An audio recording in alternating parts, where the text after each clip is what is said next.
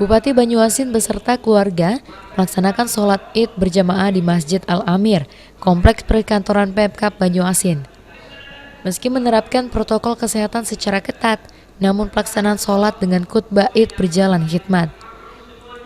Didampingi Wakil Bupati Banyuasin dan Kebak Kesra Setda Pemkab Banyuasin. Pelaksanaan sholat Id dihadiri Bupati berbeda dibandingkan tahun-tahun sebelumnya. Tidak banyak pejabat dan masyarakat yang mengikuti sholat Id di Masjid Al-Amir, lantaran Pemkab membatasi jumlah jamaah dan penerapan prokes ketat. Meski demikian, pelaksanaan sholat Id yang diimami dan dikhutbahi oleh Ustadz Solihin Hasibuan berlangsung hikmat.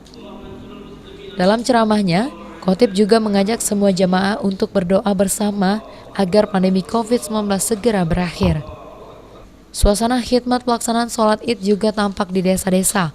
Meski harus menerapkan prokes dengan mewajibkan jemaah untuk menggunakan masker dan mencuci tangan, namun jemaah tetap antusias melaksanakan sholat Id. Seperti yang terpantau di Desa Pelajau, Kecamatan Banyuasin 3. Kami mengharuskan cuci tangan, pakai masker dan jaga jarak. Harapan dengan adanya COVID di bulan suci Ramadan ini gimana, Pak? Mudah-mudahan dengan bulan Ramadan ini angkat semua penyakit yang ada di muka bumi ini dan COVID hilang dari muka bumi ini. Sulaiman, PAL TV.